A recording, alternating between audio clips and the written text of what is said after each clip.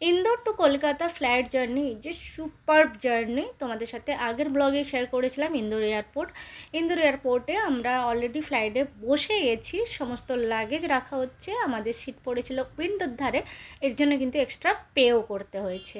এবার তোমাদের সাথে শেয়ার করি এখানটা কি কি আছে। এই একটা আংটা মতন আছে, এটা খুলে দিলে এখানে বসে খাওয়া যেতে পারে, মানে ওটার উপর খাবার রেখে খাওয়া যেতে পারে খাবারের জন্য। তো ওটা তো হয়ে গেল। এবার এর মধ্যে আছে, যেহেতু অনেকেরই বমি হয়, তার মধ্যে আমি একজন আছি, তো যাদের বমি হয় তাদের জন্য আছে এখানে একটা খুব সুন্দর ম্যানুয়াল কার্ড দেওয়া আছে। প্লেনের মধ্যে কোনো প্রবলেম হলে প্রাইমারিভাবে কিভাবে হ্যান্ডেল করা যাবে তার জন্য দেওয়া ছিল ম্যানুয়াল। আর এটা হচ্ছে যারা বমি করে তাদের জন্য একটা দেওয়া ছিল। আর তার সাথে ছিল একটা ম্যাগাজিন। এই যে এটা খুলে দিলে সুন্দর একটা ডাইনিং টেবিলের মতন হয়ে যাচ্ছে, সমস্ত লাগেজ রেখে দেওয়া হয়েছে। এবার প্লেন উড়বে বলে কথা, মানে এবার টেক অফ হওয়ার পালা। তো বিফোর টাইমেই অলরেডি ছেড়ে দিয়েছে, রাত্রিবেলা রাত 8:30টার সময় ফ্লাইট ইন্দোর থেকে ছাড়ে, কিন্তু একটু বিফোর টাইমেই ছেড়ে দিয়েছে। আমি বারবার টাইমটাও মেনশন করছি, কারণ অনেকেই হয়তো ভাবে যে না এরকম টাইমের মধ্যে পৌঁছালে হবে, তো যার জন্য আমি টাইমিংটা মেনশন করে দিলাম। তো এবার এখান থেকে আমরা উড়ে যাব। একটা অবশ্যই আমার ফ্লাইটেও একটু বমি বমি মতন লাগে, মানে প্রচুর যখন ওই উপরের দিকে উঠতে থাকে না, তখন ভীষণভাবে গা গুলাতে থাকে। কারণ আমি রাইডেও বসতে পারি না, এই যে নাগরদোলা থাকে মেলায় গেলে, সেই নাগরদোলাতেও বসতে পারি না। তো যাই হোক, এবারে ফ্লাইটটা টেক অফ করছে। তো ভীষণভাবে ভয় পেয়ে গেছিলাম যে উড়বে। আর আমাদের সিটটা পড়েছিল একটু জাস্ট পেছনের দিকে, মানে মিডল থেকে পেছনের দিকে। এবারে যে টেক অফ করছে ধীরে ধীরে ধীরে ধীরে করে, আমি মোবাইলটা ধরে রেখেছি দেখি, কিন্তু ভেতর থেকে ভীষণভাবে ভয় পাচ্ছিলাম। তারপরে যখন ফ্লাইটটা একদম আকাশের মধ্যে উড়ে গেল, তখন অপূর্ব সুন্দর লাগছে দেখতে, রাত্রিবেলা বিশেষ করে এত সুন্দর লাগছে। আর আমাদের উইংয়ের পাশে ছিল, যার জন্য এই লাইটটাও আমরা দেখতে পাচ্ছিলাম যে লাইটটা ব্লিঙ্ক করছে বারবার। আর এত সুন্দর লাগে শহরটাকে, চোখে না দেখলে বিশ্বাস করা যায় না। যে আমি সত্যিকারে বলতে কি, আমি এর আগেও একবার নাইট ফ্লাইটে গেছিলাম, কিন্তু তখন এতটা ইন্টারেস্ট নিয়ে গেছিলাম না। এবার মানে ইন্টারেস্ট নিয়ে যাচ্ছি যে না রাত্রিবেলা আমাকে দেখতেই হবে, যত শরীর খারাপ হোক রাত্রিবেলা কেমন লাগে মাঝ আকাশে, সেটা কিন্তু আমাকে দেখতেই হবে। তো যাই হোক, এবারে প্লেন যখন উঠতে শুরু করলো, মানে একদম স্টেবল হয়ে গেল, তখন কিন্তু ফ্লাইটের মধ্যে আলোটাও নিভিয়ে দিয়েছিল, এইরকম একটা মানে হালকা লাইট এগুলো জ্বালিয়ে রেখেছিল। তারপরে তো প্লেন চলতে শুরু করেছে। তবে হ্যাঁ, বলে রাখি, আমি যতবারই ফ্লাইটে গেছি ইমার্জেন্সিতে গেছি, কারণ খুব একটা চট করে ট্রেনের তৎকালে টিকিট পাওয়া বা এরকম একটু প্রবলেম হতে থাকে, টিকিট পাওয়া যায় না, আর টাইমেরও ব্যাপার থাকে। তো প্রত্যেকবারই আমি ইমার্জেন্সিতে গেছি বলে তাই ওই মানে আনন্দটা থাকে না মনে, যে না একটা ফ্লাইটে যাচ্ছে একটা আনন্দ, ওটা থাকে না, কারণ কোনো না কোনো ইমার্জেন্সি এমনই থাকে। তো এবারে ভাবলাম রাত্রিবেলা দেখতেই হবে, এই যে মাঝ আকাশে যাচ্ছে আর উইংসটার পাশে বসার জন্য বারবার, যেটা আমরা ছোট থেকে দেখে আসি যে রাত্রিবেলা যদি ফ্লাইট যায় নিচ থেকে যেটুকু দেখা যায় যে একটা ছোট্ট আলো, একদম ছোট্ট তারার মতন আলো, সেটা বারবার মানে ব্লিঙ্ক করছে। তো সেই আলোটা আজকে আমি চোখের সামনে একদম সামনে থেকে দেখতে পাচ্ছি, তার জন্য আরও বেশি করে ভালো লাগছিল। যে ছোট থেকে যেটা দূর থেকে দেখে এসেছি এত দূর থেকে, সেটা আজকে চোখের সামনে দেখতে পাচ্ছি। তো যাই হোক, মোটামুটি 2 ঘন্টা 15 মিনিটের ব্যাপার। 2.5 ঘন্টা থাকে টাইম, বাট 2 ঘন্টা 15 মিনিট বা 2.5 ঘন্টার মধ্যে কিন্তু ওরা পৌঁছে দিয়েছে, এবং পৌঁছে দেয়ও নর্মালি। তারপরে আমরা কলকাতায় পৌঁছে গেলাম। কলকাতায় এবারে ল্যান্ডিং করছে, স্মুথলি সুন্দরভাবে ল্যান্ডিং করেছে।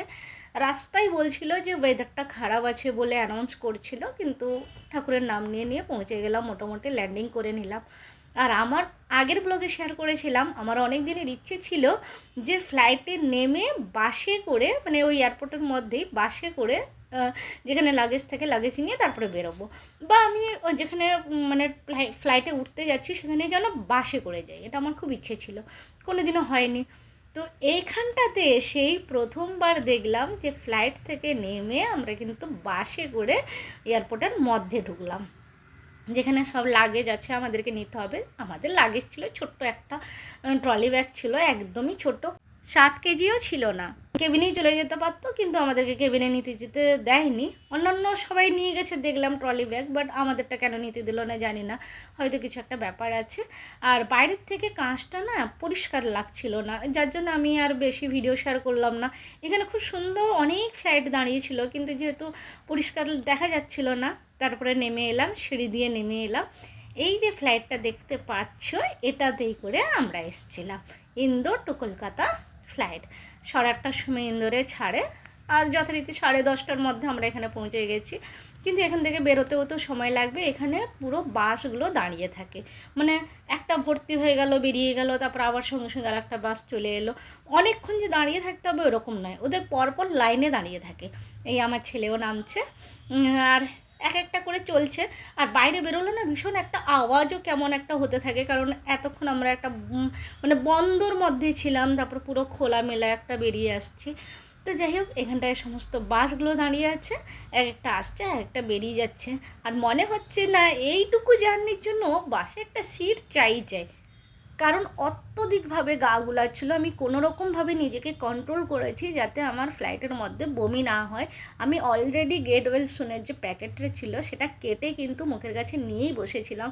খালি মনের ভেতরে এরকম হচ্ছে যদি বাই চান্স বমি হয়ে যায়, এখানে না নোংরা হয়ে যায়, কারণ বমিটা যখন হয় তখন তো আর এত কিছু মাথায় থাকে না, শরীরের কষ্ট হয় বলে। তাই এই যে বাস দাঁড়িয়ে আছে, আর একটা বাস কিন্তু পেছনে দাঁড়িয়ে আছে, দেখতেই পাওয়া যাচ্ছে। সমস্ত বাস লাইন দিয়ে দাঁড়িয়ে আছে, মানে কোনো ওয়েট করার কথাই নেই।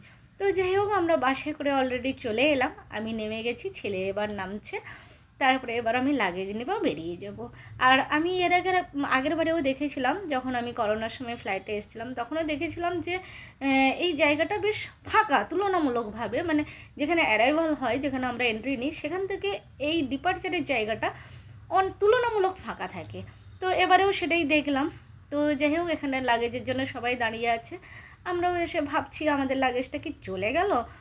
তারপরে খুঁজতে থাকছি, কিন্তু অনেকক্ষণ ধরে দাঁড়িয়ে আছি, কোনো আমাদের ব্যাগটাই পাচ্ছি না।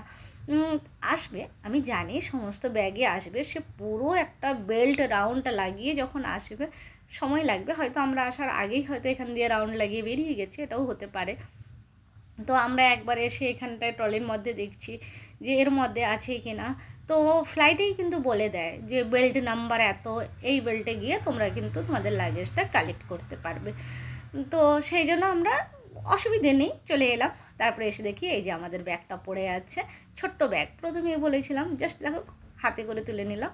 তারপরে এবার বেরিয়ে আসবো। হ্যাঁ, বেরিয়ে আসার আগে কিন্তু আমরা ভাবছিলাম একবার ওয়াশরুমে যাব। তার কারণটাও বলি, আমাদের এখান থেকে যে আমাদের বাড়ি সেটা অনেকটাই দূর আছে। তাই আমাদের ক্ষেত্রে ফ্লাইটে আসা মানে ওই জাস্ট একটু টাইম বাঁচে, খুব একটা বেশি নয়। কারণ ওই যে বললাম, দমদম থেকে আমাদের বাড়ি অনেকটাই দূরে। তো এয়ারপোর্টে এসে দেখি আমার কাকু দাঁড়িয়ে আছে, আমাদেরকে নিতে এসেছে। রাত্রিবেলা বলে কথা, বেরোতে বেরোতে প্রায় 11টা বেজে গেছে এয়ারপোর্ট থেকে বেরোতে। তো এসে দেখি কাকু কিন্তু এইখানটায় গেটের সামনে দাঁড়িয়ে আছে। ভীষণ ভালো লাগে কিন্তু কেউ নিতে এলে।